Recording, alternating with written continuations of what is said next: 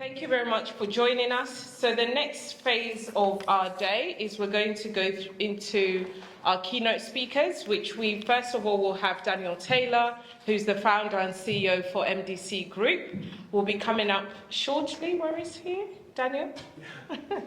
So if you come up, Daniel, I'll hand you over.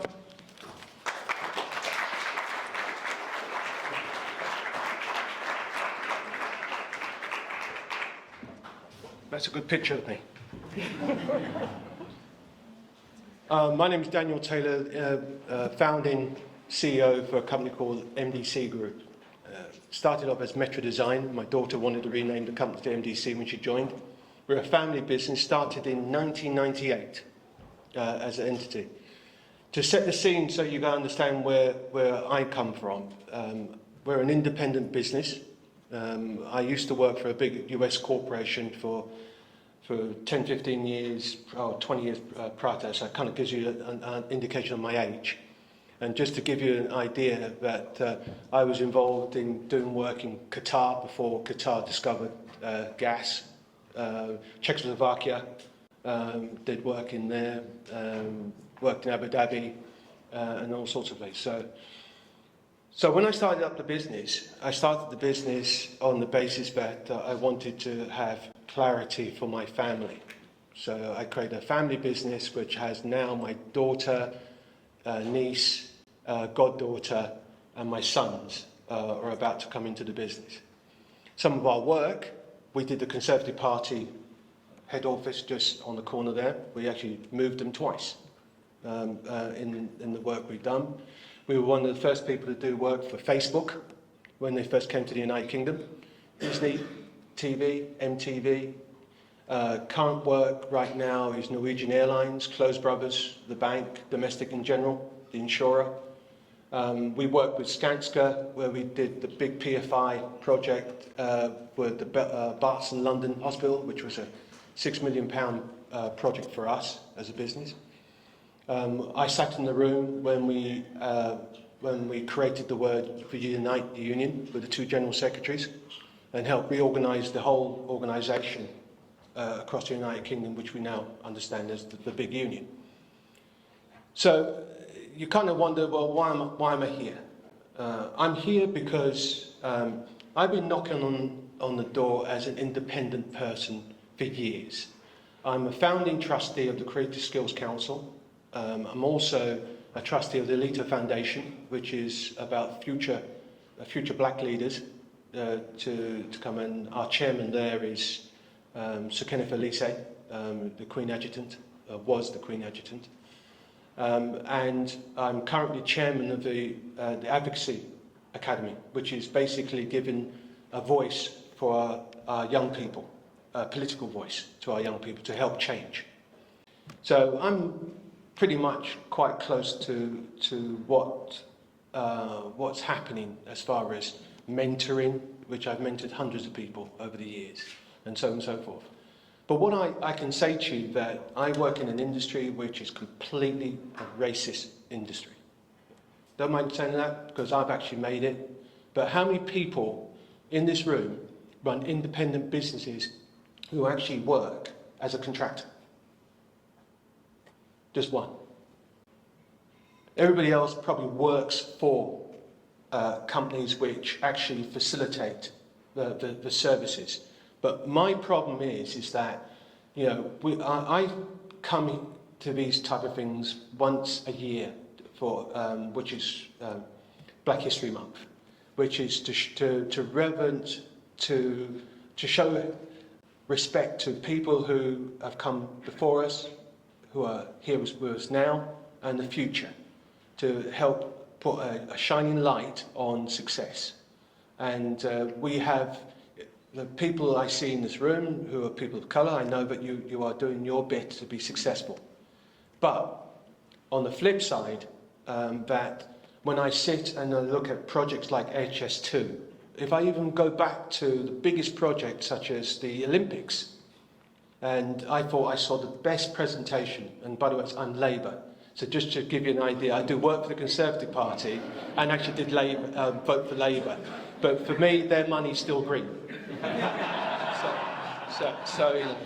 It just shows you how good a chameleon I can be.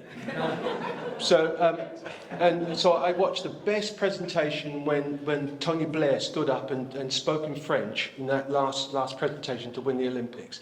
And I stood there in our offices, which at the time was by the Tate Modern, and I said, happy days, we're going to do well. And I kid you not, I think it was 3 years. I worked 3 years hard lobbying from MP to local government, you name it. Took people to, at the time I'd done work for Arsenal, because I'm an Arsenal supporter, so I did work at the New Emirates. So I was bringing people there to show them off, do the glad hand shaking hands. I couldn't even get on a tender. And my business at the time was knocking on the doors of 40 odd million. So that gives you a kind of an idea, well, what's going on? Flip on to that, Black Archives Centre being built, in which, by the way, I'm annoyed that it's been built in Brixton. Because to me, why Brixton? My parents went to Clapham, so why is it not there? Yeah. Yeah. So they put it in Brixton. We get government money to build a facility which shows homage to black people. Again, happy days. I'm thinking I'm going to get at least a bid for it. Couldn't get on the tender. 2 white businesses bid for one white business won the project, went bust. Second business did the project, delivered it late. And I'm thinking, why are we there? Why are we here?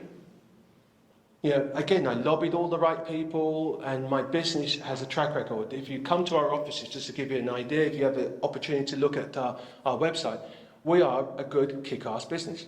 I don't mind saying that. You know, we are doing amazing work. We work with amazing clients when we work under the radar.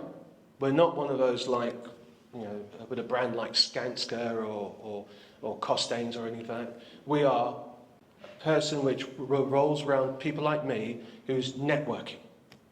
So when I spoke to Jackie from Skanska, I just want to make a point that when she came to me and she told me about the opportunity and I started to talk to her, I didn't realise that this was an opportunity to sit in a room where we're talking about major work which all of us as individual taxpayers cannot even get on the tender. Here's something which I will throw at you as well. Affirmative action, you all probably know about that in the United States. I mean, we all have our views whether it works or it doesn't work or it's divisive or whatever. But what I would say to you is that when a government project is issued, why, when companies like Costains or whoever can't say, let me ring fence this money. Let me ring fence this money. Let me look at the community where I'm building. So if I'm building something in Birmingham, for instance, why the heck are we trying to develop a project which doesn't include the local businesses, who it's going to benefit? And maybe we'll all get into the understanding. I came in here today and said, HS2, is that done? I'm thinking, oh, no, yeah, it's done for 4 or 5 years. Oh, no, in fact, you said 17 years. And I'm thinking, really? Doesn't affect me, so I've moved on. And I know what I'm doing. You know, I've sat with many business leaders, and I'm talking from prime ministers to serious multi-billionaires in front of me. And the thing what gets me the most is that there doesn't seem to be an element of common sense. You know, we are building for us. You know, when we build something, we build it for us as a community. In some way, it's a community-led initiative. So there's an opportunity to bring the community along. Why do we have all the main contractors in the top 100? There is not one black person who sits on the main board. Not one. If I extend that to the FTSE, it's even worse. You know, and the 2 people I know of are actually friends, and they're lovely people. But I don't understand why, you know, we talk about people who work for businesses like this, who are trying to go up the ladder, the vision they need is the aspiration of getting to the top. If I tell my kids, if you're in education to actually get to the corner office, to run the thing, if your ambition is not to run it, then what's the point? Is it just to give you enough money to go on holiday and pay your bills? Life is more than that. Power means you can bring other people up. And I don't see that enough. But there's too much of this rhetoric, time for change. Yes, it is time for change. But we've been talking about it every single year as long as I've been on this earth. The same damn things. And I'm going to retire in the next couple of years. And I'm saddened to see that we are still at the same position we are today. So, apologies for the little rant, because at the end of the day, that yourselves, you're talking a very serious issue, and I get it, and I've listened to some of the issues, and it's good, and I've met a couple of people which I think are phenomenal in what they do. But at the end of the day, please don't do not forget the message. You know, Ronnie's going to come up behind me, he's a phenomenal woman, and her story is just amazing, and she'll go through it. But she's not the norm. You know, I'm not the norm. You know, you don't see people like me step up here. You know, because when I leave from here today, I'm going to be fighting on many corners. I'll give you one story. I will give you. We won a project for Crystal Palace Football Club. I had to give, this is this year by the way, it's for the first team. We did the training facilities in Beckenham. To get the project, the client wanted 4 references, which they physically took, accounts, which they took, management accounts, and they wanted a copy of our bank statement before they'll give us the job, which, by the way, was about £1 million, so it's not even that extension. Whilst the firm who had already got the work currently, which, by the way, I won't mention the name, but is a white business, who got the work, made the point of telling the client that after we finish, watch my firm because we'll rip you off. Now, come on. Life's too short. When if you have a corner shop and you've got another shop next to it, you're not going to slag off your corner shop. It's healthy competition. You know, that's what I've had to put up with for the last 20 odd years running this business. It's never been a cakewalk. Please, thank you.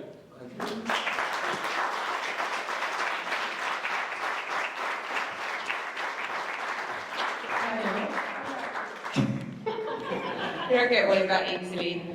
Just before I have Ronnie up on stage, I think there was a few questions, because today we're really pushing for time for change, action, not words. Yeah. I think my biggest pet peeve in life is no one being held accountable, especially if you're in power, or even if you can influence. I actually think once you can speak, you have power.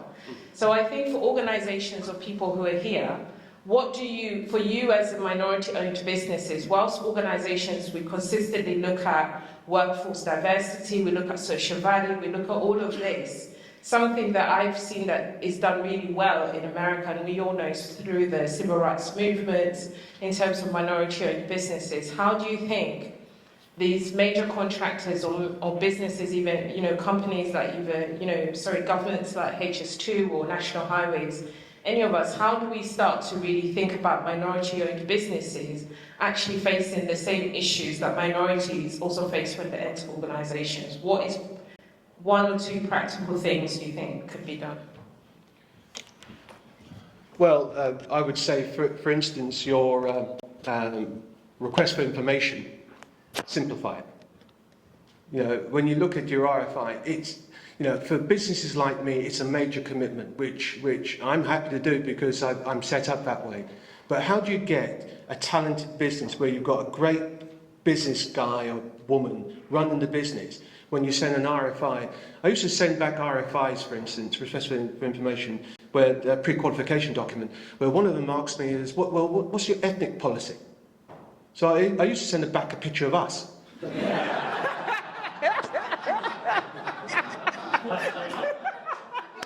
And I actually sat with somebody in the presentation who said, well, don't you have a policy? I said, how can I write a policy of being black? So he said, yeah, you might have a point. That's what I said, you write a policy, you've got a document which is not relevant for the community you're serving. So for me, that is one thing I definitely would change. I would also say to businesses, especially large corporations, I work with a few of them, but I would say that they need to focus. I'm focusing on talent within our community. When I choose a project, for argument's sake, I look at who's the right talent for the job, not from where they come from, but what they can do. Local talent, for instance, when we did the Crystal Palace, everybody on that job was a minority. From around Beckenham, by the way. The chief executive of Steve Perry, I think his name, he got involved, and suddenly he wants to put his arm around me. He says, oh, you know, look what we've done. No, we didn't do this. I did it as a natural progression of our business. I don't look at CVs or profiles of business. I look at what they can bring to the table to make me profitable and successful. They will also get the business as well. But I would love to see companies be a bit more embracing, a bit more targeted, a bit more risk. You know, everybody talks about risk. Well, what is there as a risk? If the job is worth 100 million, what's £1 million? I'm using the word 1 million. That could help start, for instance, a business. I don't know if you've seen the Amazon story, where the guy talked about how he started at McDonald's and he went up the tree and suddenly he's now a multi-billionaire. Well, he started with nothing, out of his garage with a door. Somebody gave him a chance, you know, with a door. And I meet so many talented black people or people of minorities who are incredible, but will never get funding. Will never get the opportunity to be able to become talented, great businesses. The great businesses of today are people like TikTok, Instagram, you know, Facebook. You know, they're not businesses which build things, it's ideas. And I'm thinking that, but the people I'm seeing are people with great ideas, talent. But till businesses understand they're talking about rhetoric and not actually saying, you know what, if we won the contract and the government gives us this contract, like the parliamentary building, which is over God knows how many trillions of pounds, going to run for the next 50 years, they can't tell me that they can't ring fence that a proportionate has to be given to women, has to be given to LGBT, and has to be given to minorities. You tell me you can't do that? That's just a decision. That's a piece of paper and a signature. Nobody's going to say it's a bad move. Okay, some will go bust. Who cares? It's our money. Mike, thank you. Thank you so much, Daniel. Thank you so much, Daniel, and thank you, everybody. I hope that was quite inspirational. I feel like today, you've probably heard that a lot of people are kind of wiggled them in. That is not the case that I do. I just happen to meet some amazing people, some I see from afar, and I just think about, we need to hear more of that and do more of that. That's all I do. So before anyone thinks, what have you been up to, Jackie? That is literally all I do. So thank you so much. So the next person I'll have up, so Daniel, you can take a seat, and then Ronnie will come up, which will do intro. Not yet. Excited. Yeah, so with Ronnie is another person that I fangirled her last year. We went to the Black Professionals in Construction Award, and you know, for me, sitting there as a black woman, seeing someone who's black, who's started off in WSP, I remember, and then going through now creating that business, but then not only just having your own business, but making sure you continue to champion, continue to do things. But a lot of it is also, I think it was nice to see you have your son. I think having a young son is so important. I always say sometimes your why is probably your nieces, your nephews, and people around you. So seeing for me, Ronnie, do that. When we were having this and thinking, who do we want to speak? Actually, Daniel, I saw you at the same place. Yeah. We thought Ronnie would be so great. So without any further ado, please put up your hands for Roni Savage.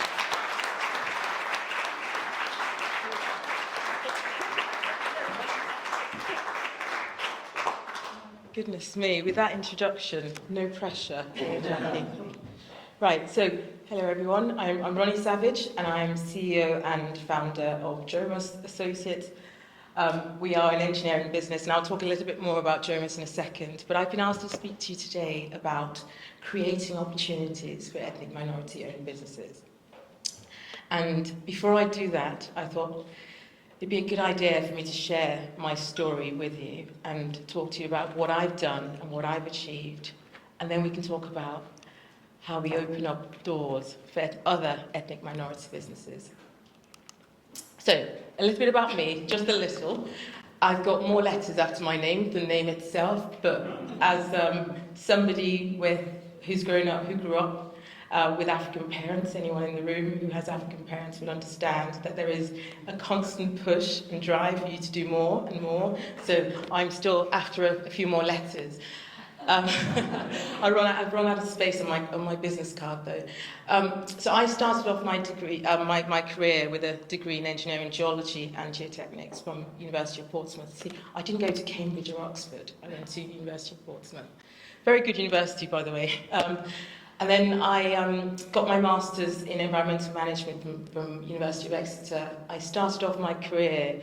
I remember my first job working for a small environmental consultancy in East London, and coming out of university not knowing what to expect in the construction space. So I think my first day I was handed a white van and my high-vis jacket and hard hat, and I turned up at work with my heels. So you can imagine putting hard hats on with a high-vis jacket. I think very promptly had to get rid of the heels and put some steel-toe boots on. But I worked for that company, and then I moved on after a number of years, and I was working for a sort of small to medium-sized civil engineering practice. And that's where I think I found my voice, because I had a boss and somebody who supported me and believed in me, which I don't think, if I didn't have that, I don't think I'll be where I am today. So I speak about him all the time.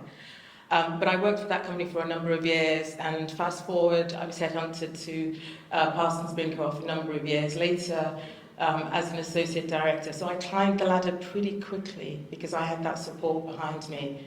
In 2009, I decided to start off on my own. I founded Jomas Associates, and I guess this was off thinking about what I'd learned from working with small organisations, the medium-sized organisation and the large organisation, and wanting to bring all those benefits together and really delivering a great service under my own hat. So Jomas was born, based out of West London, and since then, I've become a fellow of the Institution of Civil Engineering. I'm a fellow of Royal Institute of British Architects. I'm also policy chair for construction for the Federation of Small Businesses. So I wear a number of hats. I'm not going to read them out. You can see them on that slide. But I wear a lot of hats. And I think in my day, there's possibly 48 hours in my day, which enables me to do all of these tasks. But I'm a huge advocate for diversity in engineering and construction. I'm a huge advocate for giving opportunity to people, even though they look nothing like you, because actually they perform incredibly well.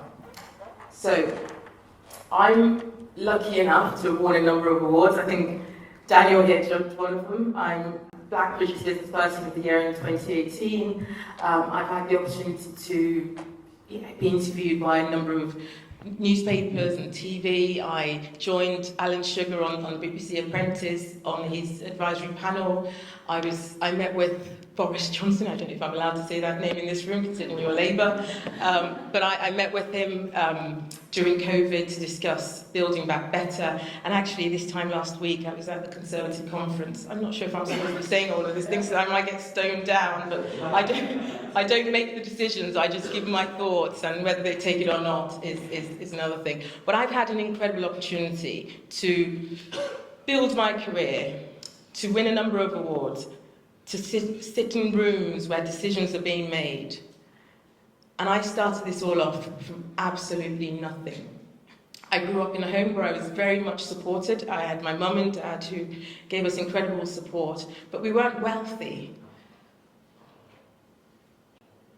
But working hard, sorry, I'm not going to get emotional today, but working hard was at the forefront of our minds. And in every room that I enter that room knowing that I've got a barrier in front of me. And that's how I felt when I started off my journey in the construction industry. That's how I started when I turned up on the site the first day of my job, driving that white van, dealing with the men on site who were incredibly older than me as a fresh graduate from university, didn't look anything like me, had never seen anyone who looks like me on a site before when I turned up. But I knew that giving up and failure was not an option. What I do know is that not everyone is able to carry on with all of those barriers. So Jomas Associates, we are site investigation, engineering and environmental consultants. I haven't spoken about Jomas, but what we do is assess what's in the ground before any of these buildings can be constructed. So both from designing foundations, dealing with contaminated land, cleaning up brownfield sites and bringing them to good use. And I'll show you something which I think is very important. My business, my company is built around quality. I need everyone to get that in their minds. My company is built on quality. It's built on putting people first.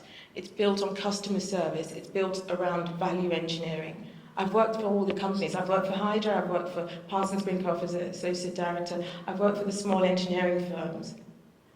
Jomas delivers this and better, and it's owned by a black woman. And I just need people to understand that we can do it. We can. I happen to be the only black woman in the country. And people who've heard me speak before have heard this before, so sorry, apologies Jackie and Daniel. But I happen to be the only black woman in the country that runs a 7-figure turnover engineering company in construction. The only one. Why is that the case? I'm not the brightest. I keep saying I went to Portsmouth. I'm going to get in trouble for saying this. But there are incredibly bright people out there. So why don't they have the opportunity that I've had, that John gave me when I went to work with him? We've won lots of awards. We work for incredible clients. There are clients who've given us opportunities, clients who've opened doors for us. So, before all of this, and I thought I needed to tell you what I've done, what I've achieved, the opportunities that I've had, the fact that I've had these opportunities, but I seem to be the only one that's had these opportunities. And I don't know if it's because I pray really hard or because my parents support, I don't know what it is, and I feel very fortunate to have this opportunity. But most of the time when I go into these meetings, there is no one in the room that looks anything like me. So before all of that, before all the awards, before Boris and Liz are asking me to come and jump on the phone or jump on a Teams call with them, before all of this, I started Jomas in 2009, as I said. And I started it very much behind the screen. I didn't have photographs on social media. You could search for Roni Savage to the nth degree. You would not find a photograph in 2009. In fact, you wouldn't have found a photograph in 2016. And why did I have to do that? Why did I have to hide behind the scenes? I hid behind my name. I hid behind all of my accreditations, all the work that I was doing. And I'll tell you something. When I had those big meetings, I sent somebody who looked nothing like me to those meetings. This needs to resonate with people who sit in the room and think, there is no racism, there is no issue. Call it imposter syndrome, call it whatever you call it. I could not go to those meetings, those big meetings that we were having with the Skanskas and the TfLs and the other big companies. I did not go to those meetings. I sent somebody else. I sent a white man in my stead. Why did I do that? So I really do want you to take that away with you and really think about why somebody like me, who is working so hard behind the scenes, felt the need to send somebody else. Because there are a lot of people out there who will not give this a go because they think that they will not have that opportunity. Who is going to resolve this issue for us? Because it's not just down to us, it's down to the community around us to make us feel welcome. In 2017, I took the Goldman Sachs program, and I built my business, and I got to 7 figures, and I thought, what am I doing? This has started off my kitchen table, but I know what my purpose is, I know what my vision is, but I've not had business training, and I went on this Goldman Sachs program, and that turned things around for me, because as I sat in the room and I spoke about my business, they said, we want you to be an ambassador for our program, we want to talk about you. And I'll tell you a joke, they said, can we just do a little video of you? And I was like, yeah, as I do, I say yes to most opportunities. Can you do that? Yes, I'll do it, without really thinking. And I said yes. So they came round, they did the video. And then the night before, I remember this very, very vividly, in December 2017, I got an email from there's somebody in their C-suite asking, Roni, can we put this video on Twitter? No, don't. Nobody knows what I look like. My photo isn't out there. I just didn't know what to do at that point. And in the end, I shot my laptop down. Actually, I didn't respond. I shot the laptop down. They sent me a message saying, Roni, I noticed that you signed off the consent form, so we assume that you're okay with this. And at that point, I had to respond because I had already signed up I signed it off anyway, so I said yes. And they tweeted that video the next morning. And that turned things around for me. I was incredibly scared of what the reaction would be. And now that I'm where I am, now that I can talk about this now, but actually at that time, I was really scared of what the backlash would be when people saw that it was a black woman who was behind Jonas Associates. And this is a 7-figure turnover business at the time. And I was still scared. But they tweeted the video, and at that point, I remember I had a coach as part of the program. She said, Roni, it's time to step out. Step away from behind that computer and put your face to your business. Because actually, this isn't about you anymore. This is about the people who also don't see anyone to look up to. You don't see anybody up there, so you don't feel the courage to step out. But actually, when you step out, you create this vision, you create this for the other young girls who are looking for somebody who looks like them. So that's why I stepped out. This is not my comfort zone. Stepping on a stage is not my comfort zone. Speaking isn't my comfort zone. But I know that I have to do this so that the girls out there who look like me have someone to look up to. That those of you who don't look like me understand my journey. You know that I work hard. You know that what was that you said? Kick-ass company. I think I can say that now. I have to watch my words because I've got young children, so I'm like, yeah. Is good. Can I say that? I'll say that now. Nobody under 18 here. I know that I have an incredible business, and if I hadn't had that Goldman Sachs moment, I probably wouldn't have stepped out from behind the scenes. So I was able to step out and put my face to the company, but also empower and inspire others to do the same. But that was 4 years ago, and there's still no other black woman who's running a business of my size in the country. So I need that to change. So that's my story. That's why I hid behind the scenes. Now, how do we create opportunities? Now, hearing what you've heard from a black-owned business, that's kick-ass. Oh, I'm going to use that all the time. We know that currently only 3.5% of workers within construction are black. This is one of the lowest employment rates across the country. We know that black-owned businesses only make up 4% of all of London's businesses. So we're not looking at built environment and construction on its own. This is all of London's businesses. Yet black people comprise 12% of that population. I was speaking at City Hall last night. I think I'm spending my entire life speaking at the moment, but I was speaking at City Hall last night. around social mobility and campaigning to get more young people into construction, into the built environment. And I was talking about this report from the States Gazette from 2021, which showed that 84% of ethnic minority respondents in that report felt that racism is an issue in the sector. 75% have experienced racism. That's a huge number. So we've got a diverse group of people in the room, but can you put your hands up if you have experienced racism at work? Just look around the room, guys. It's a significant amount. So these are lived experiences, and I sit across the room, and I'll give you another example, which I think I was saying to you, Jackie, earlier. I have the opportunity to sit in rooms with really high-powered people, and I was in a room discussing diversity about 18 months ago, and we were talking about gender diversity and sexuality and all of these things, and the focus was very much on gender diversity in that conversation. I was the only black woman, as always, and I said, race is an issue as well. And one of the women in the room said, well, let's do gender first, because once we do that, race will follow. It just shows, the lack of understanding of what this issue is. Look, I'm not one of those that's going to sit here and say, I'm not going to achieve because I'm a woman. I'm not achieving because I'm black. I am achieving. And I need you to understand this. I am achieving. I am pushing barriers. Not everyone gets an email from Liz Truss. I don't know if I should say that, but I do. I do. And the bottom line is, I have these opportunities, but not everyone does. The majority of people don't have the opportunity. And we know that if you give the support to ethnic-owned businesses, to black-owned businesses, that what we can do in terms of adding to the economy, adding to the GBA, we can go from 25 billion, which is where we are at the moment, to 100 billion. So this isn't just about, I want to do what's right. I want to give an opportunity to somebody because it's the right thing to do, because they're black or because they're an ethnic minority, because they're gay, whatever it is. It isn't about that. It isn't about ESG.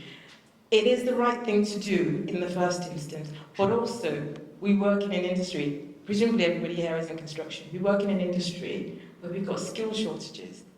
There are 50,000 job vacancies at the moment, 50,000. How do we plug the skills gap? We need to attract the demographic that isn't being attracted. So actually, there is a benefit to us. When you think about ethnic minority businesses in your supply chain, diversity of thought, goodness me, I know how hard I work. I know I've got all these speaking engagements, but I can tell you that my clients don't miss me because I am present for them. I know how hard every single black person that I know how hard we work, I know how hard Daniel works to deliver. So, time for action, not words. We speak about this a lot, we talk about diversity, we talk about ESG, we talk about quotas. I don't want to talk anymore. I want action. We want action. And I think it's beneficial to us all. There are benefits for everybody, not just for those from the minority background. So what I ask everyone to do in this room who is part of a procurement process is to put EDI at the core of your recruitment process, core of your procurement process. Really think about it. Be intentional about EDI. And EDI for me isn't equality, diversity and inclusion, by the way. It's equity, diversity and inclusion. What does equity mean? Equity is thinking about somebody else might be somewhat disadvantaged, but how do I prop them up? How do I get them? Because I know the talent's there, but they might not come from the same background. They might come from Brunel. I'm not going to use Portsmouth anymore because it is a great university. But it might be from Brunel. Sorry, I don't even know if I should say that. Rather than Oxford or Cambridge. But actually, I am going to prop them up and give them this opportunity. That's what equity is. Diversity is about having and making sure that your supply chain, your workforce, looks like our country. And being comfortable with that. And being intentional with it. It's not a tick box process. Inclusion is big. Inclusion is huge. Because everyone at the moment is talking about diversity ever since George Floyd died. Goodness me, I don't think I've been on stage as much as I have talking about diversity since 2020. but inclusion is key, and I'll tell you why. So, I use analogies all the time. My children are tired of it, but I'm going to use one tonight or morning. Inclusion is like when you have a dinner party, and you look around and you say, I've only got white friends, or I've only got black friends, but I need to have a bit of colour in the room. I've got this neighbour that's moved in. I'm going to invite them to my dinner party. And then you invite them, but you don't put them on, you don't give them a seat at the main table. You put them in a corner somewhere. Inclusion is making sure that they're in that top table with you. Inclusion is making sure that beforehand you've actually spoken to them about what their meal options are. Understanding whether they're vegan, whether they're African, what is it that they like to eat, and really understanding that, making sure it's on the menu. And also asking them about their music preferences. So we're not just playing pop music when there's someone in the room who likes to listen to Afrobeats. So it's making sure that we've spoken to them and we understand what they need. Take that into the work environment, take that into your supply chain management, and make sure that you're really considering those people that you're trying to attract. Think about conscious and unconscious bias. We talk about unconscious bias all the time, but actually I think a lot of it is conscious. Really think about it. I don't need to look like you to perform. Really think about that. And making sure they're actually attracting people who may not look like us, who may not even speak like me or speak like you. They may sound different, but actually I don't rule them out once I've heard from them, once I've seen that they look different. Tackling your stereotypes and those perceptions in your mind, but actually going one step further and being intentional and thinking, I'm looking at my supply chain here, it doesn't match the demographic of the country. I need to change this. I'm going to go out and look for the FDCs of the world, or the Jomases of this world, and I'm actually going to give them an opportunity, because I know that they will do a kick-ass job. So, on that note, I'm going to stop there. Thank you so much for listening.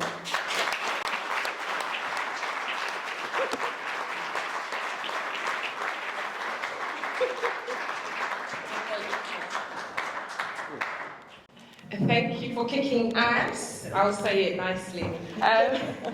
It's so good to hear from you, Ronnie. Always quite eye-opening and quite uplifting. So thank you so much. So I think we can ask maybe 3 or 4 questions, maybe 2 questions each. Gosh, before I even said hand went up. So over to Tappy. Thank you. Thank you, Joe. A question to both of you. Were you at any point mentored to have successful business models? And I ask this because you referred to the word incredible assigned to talent, which to me screams it's already there, doesn't need to be mentored. I'm of that persuasion. So I've been mentored over lunch to accept that. To accept that. It is mentoring that helps you to be better. I'm sitting on the fence. And on the other side, I have Steve Jobs saying, we hire smart people, not to tell them what to do, but to tell us how to solve these problems. Yeah. That's where this mentoring thing, to me, is coming from. You've mentioned 37 times the word incredible, talent, with talent for it. And 9 times, talent. And I was taking a talent. Is it about mentoring? Is it about opportunity? Was mentioned 33 times. Wow. Is it about opportunity that's missing in the mix? Thank you. Who wants to go for that? Well, yes and no. When I first started, I got my degree at Royal College of Art. My first job was at Westinghouse. They put me, this was a job in the West End as a designer working on board.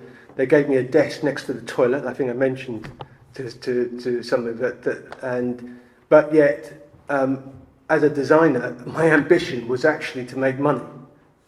Which because I saw the big office in the other side of the room, I actually was driven to that office. It so happened that the MD at the time liked me, who was white, And Chris Klassen basically went from the UK office to actually overall run the whole thing in the United States. And I went over there he brought me over to be his number 4 in Chicago, which I lived for about a couple of years. And then from there, he had me run Europe and Middle East. So by luck and endeavour, I learned from a very great man. I would say it's a combination of both. I'm a huge advocate of mentoring. I didn't necessarily have a mentor, but you heard me talk about John, who was somebody who I think gave me, I guess, the additional confidence. So you know, if you're fortunate, you have that support at home from family, but to go into the work environment, you've got support from somebody else. It really does help. But I would always suggest, and if I had to go back, that is one thing that I would certainly have looked out for, is that you have somebody who is a mentor to you. I think irrespective of where you are, not everybody agrees with this, by the way, but irrespective of where you are in your career, I think it's always great to have that person there who's able to just give you that bit of advice, who is that bit more advanced than you, and they can give you support. You've got nothing to lose by having somebody there who is more advanced and more experienced than you are. Then we go back to opportunity. I mean, ultimately, it's about opportunity. When you have a mentor, they open up doors for you. That mentor could act as a sponsor as well. And actually, if you've got a mentor in your space, you know, I've been mentoring a couple of girls from university who, you know, I've introduced one of them to contacts that I had, and she secured a job through that. So, you know, so it is linked in terms of mentorship and opportunity, but I would always recommend that everybody gets a mentor. If you think about organisations out there, they have NEDs, they have non-execs there to give them support, and, you know, so even organisations need to have somebody external to look in and give you support. So I'm a huge advocate for mentoring. You should always have a plan, by the way, of what you want as from your mentor. Yeah. If you just sit there and just be talked at, you'll get nothing out of it. So, and as like with Ronnie, I've mentored, God knows, probably a couple of hundred people over the years. But I will say to you, the ones which shine for me are the ones who are pushing back on me to give them more. And they're the ones who become more successful in life. Perfect. Well said. Anyone else? We've got one over there. Just on the mentoring, considering the fact that most black people in the business world, according to an article I read in the Harvard Business Review, don't have mentors, and most senior black people or managers tend not to take mentors on because they tend to have a lot of eyes on them, a lot of pressure on them. How can we go beyond that, and how can we actually build up a healthy and sustainable ecosystem where people feel that they want to get mentored, and people feel safe enough to actually mentor people as well in the business world? Well, there are a number of organisations which are out there doing it, like Urban Synergy, for instance, which only really focuses in South East London, but the sisters which run that focus with bringing black senior leaders into the school community. You've got organisations like the Alita Foundation, for instance, where we're using future leaders, where we attract mentors to be part of it, to in turn push them into the alumni as such. There are a number of organisations, and are you part of LinkedIn? And you probably throw out your profile, and people say yes, and you hear nothing back from it. Right. So you're going to have to really do some legwork. You're going to physically come to events like this, meet people like Ronnie, and you might get a connection. It's like a marriage. If I like you, I'm thinking it's worth spending time.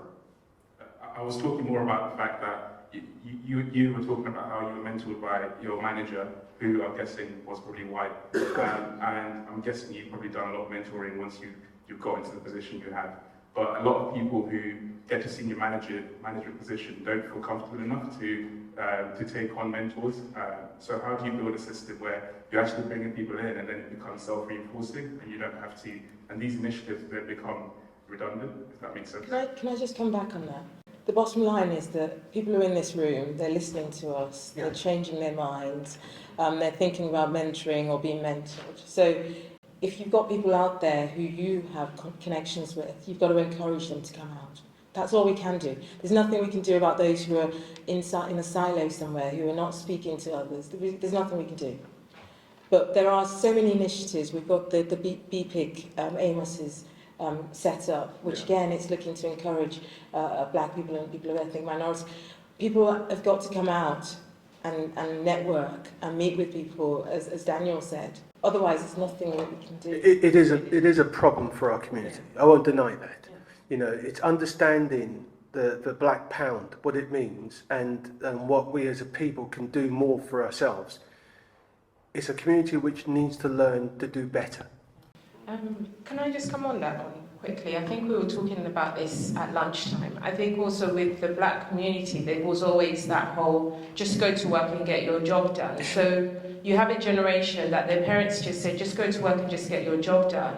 So now I think about networking is quite good as well. But then when you then start to think about mentoring, you're then feeling bad that you need to get, you know, you want to have that one-to-one. So I guess it's maybe my question is asking, how does the black community itself even deal with those kind of mindsets of I just want to go to work and just do my job. So I'm not going to network in anything else. I'm not going to get to know other people. All I'm here to do, because I've met a few people in the past, probably a year or two, who are black, who've come into and they don't want to talk to anyone who doesn't look like them, or even get connected in, or even if you think about mentoring, they'll say, I only want someone to mentor me who's black. What I personally find quite problematic anyway is mentorship is more about knowledge, and actually it's even better when it's good to have someone who looks like you, but sometimes actually it's good to have a different perspective to kind of help you understand that, because you're also then not having just a one-way conversations, you're having the others. So I guess my question is to you, as you're quite successful as well, but you mentor quite a few people.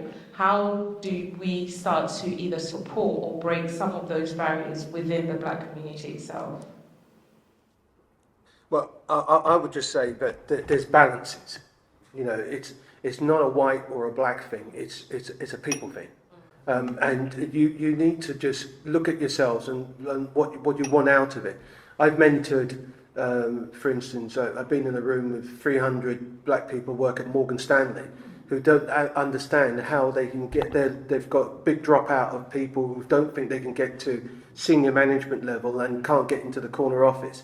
And they're leaving because they don't see growth.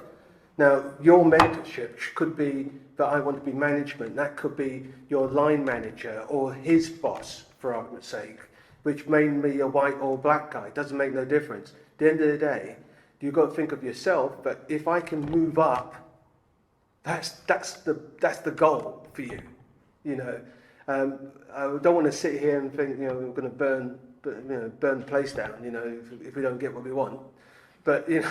The bottom line is mentorship is about a give and take situation. I mean, I've worked with people, mentored black people who also work with white, Indian, and me. You know, who I know, and you know, we in fact we share the information. You know, go talk to Stephen because he's pretty good at that. You know, and I know what my strength is, for argument's sake, because. You're creating this family unit, this nugget, which you want to get something out of it. So I don't know if you want to add anything to it. There is work to be done in our communities, and it takes everybody who attends these events to go back and try and educate and encourage those who will not come out. But the bottom line is, like Daniel said, I do a lot of mentoring as well across construction, across different sectors. I do mentoring of young people. Because as you saw, I'm a trustee of a charity that looks after young people. So it doesn't matter whether that person looks like you or they don't look like you, whether they're your gender or race or whatever. It's about what knowledge you have that you can pass on. And I think in looking for a mentor, going back again to I think what you raised, is having a plan of what you want out of that mentor. And if you have a plan, it's then going out and finding that person. The amount of contacts that I've made on LinkedIn and even Twitter, you'd be surprised. Honestly, you'd be surprised. You'd be surprised. You have no idea. And you just make a cold connection with them because you've researched and you know what you're looking for. And I think we just all need to be encouraged to have that confidence and to have that courage to reach out to somebody. Because at the moment, we're in a world where people actually want to help. Please don't make it about somebody who is necessarily black or a certain demographic. It could be anyone. As long as they have that knowledge and the tools that you need, then go for it. Actually, next week, week after next, we're going to meet Al Sharpton. You all know who Al Sharpton is. He's going to be here in London. And when you meet somebody like him, he's the sort of person who drives the black position, as we all know, and from Malcolm X through to modern day, this man's about. But what he does say, that you have to negotiate, you have to balance yourself, and you've got to know what you want out of life. I knew what I want. I wanted to build my make more money, build a business eventually. When the company got sold, I agreed with my wife of nearly 30 years. To say I won't do that no more. I'll do this because I was losing touch with my family, and that's why I started out in DC. That literally was out of a car. Ronnie was out of her kitchen. I was out of my car, and I was running a multi-million pound business coming to this business, but I still had the drive to say the knowledge I've learned working with that business and how to manage and structure the business drove me to keep going with this business. Perfect. Sorry, we're starting to run out of time, but I'll take that one more question and then we'll go into the break because we'll be back. Thanks, Shanti. And today it's been inspirational to listen to you both. My question is, to both of you, what sustains you? Because every time you come up against a barrier and you get over that or around it or through it, and then you come up against another barrier. So what sustains you? I mean, for me, I think it's a really interesting question because people see you out there and they see that you're successful and they've assumed that you don't have challenges. They assume that you don't have down days. But actually, we all do. And anyone that tells they don't would be lying. I think for me it's very much a mindset thing, that I know that failure is not an option. It's just something I've agreed with myself. It's something I've accepted, that it's not an option. I've got 3 children. I'm the only person who's doing what I do. I've got so many people looking up and wanting to succeed. So I don't have an option but to carry on. And I think that is what sustains me. That's what keeps me going. But I very much have a positive mindset. And I don't know if it's the engineer in me, but it's, each time I have a challenge, I just think, what is the solution? Because sometimes you can focus on the problem and you go round and round in circles because you've got this big problem. But actually, it's very much, what is the solution? If you switch your mindset to that solution-finding mindset, to that glass half full mindset, then you find that you are sustained naturally because you just keep going, because you keep finding solutions. I'm not saying I don't have, some tricky days. I've got my son that's just gone off to university. I'm dealing with some, but you have some days where your emotions are a bit dipped, but you just think very much, I have a job to do and I need to get going. And if you have that mindset, I think it just carries you through. If you stop and you have a negative mindset and you let the negative, because that's what a lot of people do. I do a lot of mentoring. A lot of people say, I can't do this. And my children, my 10-year-old, will tell you, there is no I can't in my dictionary. And that's for my 10-year-old. Because once you have a mindset of there is no I can't, then you're constantly thinking, I can, and you find a solution. So that's my approach. For me, HMRC.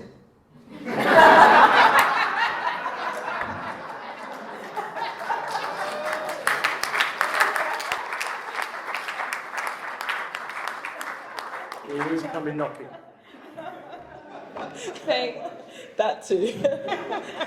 Thank you so much, Ronnie and Daniel. That has just been amazing. I hope all of you have enjoyed that, but most importantly, learned something. So I've been asked to let you know that please remember to put your commitments on the wall, because it's time for change, action, not words. So please put what you're going to do there and take a picture of it. So do you know what? A year from now, if you can tick that off, that's your KPI finished. So so that I don't give you dry breath, we've got refreshments now in the next room, so where we were this morning, and we'll be back for I don't think I've ever got this amount of messages about a panel than I ever have with this next panel. So the next panel is the White Male Leadership Impact Panel. So I don't know whether it's saying white, but I don't know why we can say black, but I can't say white. But again, we've had a full 360 on when we talk about Black History Month, looking at those that are speaking up, looking at people, how they've broken through their barriers, but also understanding where does it look like when we think about our suppliers. So now, the men that get to make those decisions will be in the hot seat. So I would say come with your questions. Get ready. I know they're probably going to start turning red in a minute, but it's okay. It's okay. I always say you hold very powerful positions, and we know Harvey always says leaders don't know it all, but at least challenge them.